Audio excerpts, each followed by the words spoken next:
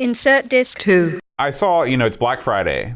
There's lots of deals to be had out there. I hope. You're going out later today. As soon as this show's over, I'm out. What would you say if I told you that they are literally giving away Xbox 360s today? I saw a blurb on Discord, I believe, about this. So you can walk into GameStop, I believe, right now, and buy an Xbox 360E or an Xbox 360 X or S. These are the late model releases of the Xbox 360. Yeah. You can buy one for $70 and they will give you a $70 Visa gift card. Yeah. So what does that say about the value of consoles going forward? Do you think that the era of collectible consoles is over?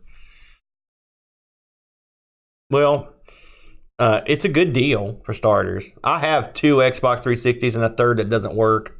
And so I don't need one. But it's tempting to go get one for effectively nothing. I guess you could buy one, take the gift card and buy another one and then keep going. Just going. Infinite Xboxes. One thing you need to consider is these are still being produced. So there's that. Secondly, you're talking about the Xbox 360 is one of the highest selling consoles of all the times. So it's not like a CDI or something. There's tons of them out there. And tons of spare parts too. So do I think these are ever going to be collectible? Sure. But it will probably take a while. I mean, I went out and bought a PS2 early in the year for $20 bucks. I think it was 20 or 25 bucks. I didn't even mean to get it. Took it home, hacked it, put a hard drive in it, and it was great. It's fun. And that's, again, the PS2 was the most, I think it was the highest selling console of all time, maybe for the Wii. I'm not sure the Wii passed it, but you know what I mean. Mm-hmm. It sold very well. Wii's the same way. You can get them anywhere. These are all modern consoles, though. There was a time for many years that, to this day, you can go out and get a Genesis anywhere. For practically, you're under $50. You could probably get one. All right. So someday the Genesis will be more rare than it is now, but it's not rare now.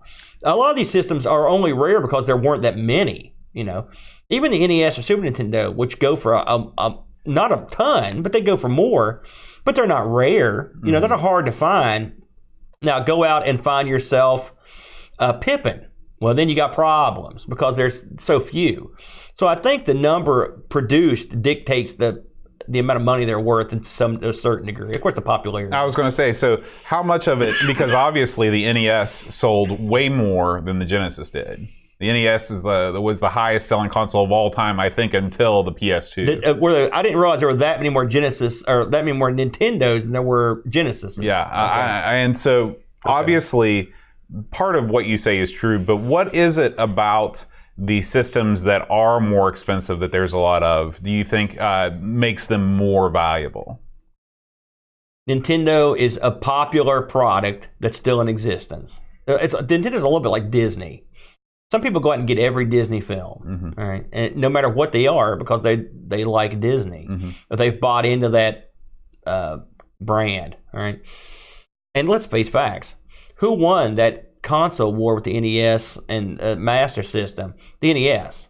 Why did it win? It's perceived to have better games and it had maybe a better control or whatever, but it won.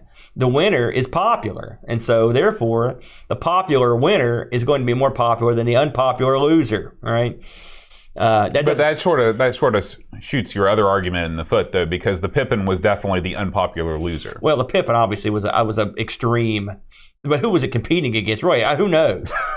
I mean, that's an extreme case, and you know that, Bode. Well, okay, let's look at the CDI or the 3DO. Those games those machines are vastly more expensive than the winners. That's true, but the numbers were smaller. They're incredibly small, and so that makes a huge difference. I mean, you got to think the NES is zillions of them out there, slews. Even like Master Systems, there's tons of them. So the numbers, I'd say the numbers are probably the biggest mover. But popularity certainly plays a part, and certainly with games where there's a much wider gap, popularity and rep play a bigger role. If you had to look for a dark horse collectible console, let's say from the last 10 years, everything released in the last 10 years, what do you think 25 years from now is going to be the most expensive console? In the last 10 years? So we're going back to 2000. 8. I think it's pretty obvious for me. It's probably going to be the Wii U. The Wii U still commands a pretty decent price. It's the between the Wii, it's the ugly stepchild between the Wii and the Switch. And which is the Switch is sort of like a Wii U, except they did everything right as opposed to doing everything wrong. And but the Wii U still has good. The problem is if it was just a dud, that'd be something. But the Wii U has a lot of good titles, and so it's still popular. So and it's a Nintendo product. So I think that's probably going to be the one that will be the hardest to come by. I'm trying to think what else came out in that time frame that could be a contender. There wasn't much. I mean, probably. Boy, I'm not sure. Can you think of anything else off the top of your head? Maybe one of the offshoots. I saw a guy doing a video on the PlayStation TV, PS TV, that's before this, but no, it's not. The PlayStation TV is like 5 years old. The little one that plays PlayStation games, is that? Well, I don't know, but I mean, however old it is. The PlayStation TV. So it's in the. So I'd say that would be in there, okay, because it's a goofy. It's an oddity. I used to own a PlayStation TV. It didn't do well. A little black box. It didn't do well, and so it's becoming, the price is going up. It's too bad you didn't hold on to that, because apparently it's quite hackable, and you can put PlayStation stuff on there.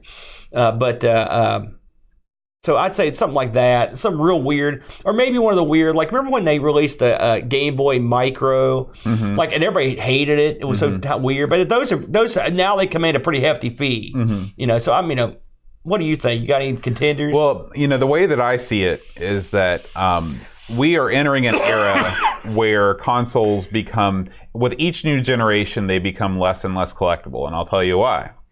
Because each new generation of consoles relies more and more on digital purchases, digital games. And so, you know, the 360 was probably the last console that was, or that era was the last console where you had the majority of your games were discs. Okay, already with the PS3 kind of got out ahead of the 360 a little bit in terms of downloadable content. You know, I've bought several games digitally, and the resale value on a system that only can play digital games that you can no longer buy because the company has shut down the server is you know, negligible. Yeah. So unless you've got some way that you can hack these devices and fill the hard drives up with games, I think that we're on the downslope in terms of the collectible console. I think you're right, and plus another circumstance is the fact that a lot, even at 360, you have firmware updates and whatnot, that some of which are required to even play the games. So it's a when you get into having to have internet access or having to have the ability to upgrade to certain things. Even the original Xbox had front end updates and stuff that can cause havoc. So it makes it difficult to collect for it. A lot of it depends on how hacked the system gets to see how popular it is. Like the original Xbox still has popularity, and the Wii, I guess, to a certain degree, because of their ability to be used to do things they weren't meant to do. But I think that's going to go away too. I think you're dead on, to be honest with you. I think between digital down and not, like we talked this a couple weeks ago, when you've got a disc where it's required to get some stuff from some server somewhere to play, you got nothing. Effectively, you don't have a game. Disc, I think there was a cutoff. There was a collectability cutoff the second that CD media became the deliverer of data, because CDs are easily destroyed. The drive motors go down. You've got a moving part. I could take the Atari I've got and plug it in and put the card in. It's going to work every time. Can you say the same thing about your Dreamcast or your Jaguar CD? You absolutely can't. And so there's a collectability gap right there. And I have a feeling in the future, a lot of these newer consoles, if you're going to have one, it's just going to be up on your shelf to say, like, look what I've got. It's going to be like a art piece, because you're not going to be able to really do anything with it. Now they've done a decent job of playing some of the games that they played on old systems forward. So the games will probably be okay, but the systems themselves. Right. Flack asks in the chat, he says, how many Wii U games will you be able to play in 10 to 20 years? And I think that's a valid question as far as the disc games go, because who knows how many of those are going to rely on patches and things like that. But on the other hand, I think Nintendo has finally caught on to the fact that their older properties are worth some dough, and they're doing a great job of porting the best games from the Wii U over to the Switch. Yeah, and another thing about the Wii U, that makes you wonder is the fact that it's so easily damaged. Oh yeah, even worse than a handheld like a Game Boy or something. I mean, this thing you can break pretty easily. Well, I have personal experience. My saga, the worst experience I've ever had on eBay, and I've been on eBay for 20 years now, is the experience I had selling the Wii U, where the Wii U is the only thing I've ever sold that got damaged in transit. I remember that, yeah.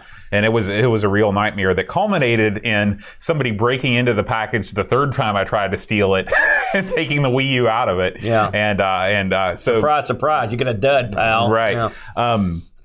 But I think that eventually, like you said, people will still collect. The people that are into collecting old hardware will still collect it, but it'll become more and more like an art piece. And there may be a time, I always wonder about this, when you have real oddball stuff that some might catch on in the future as a wacky collector. I'll give you a couple examples.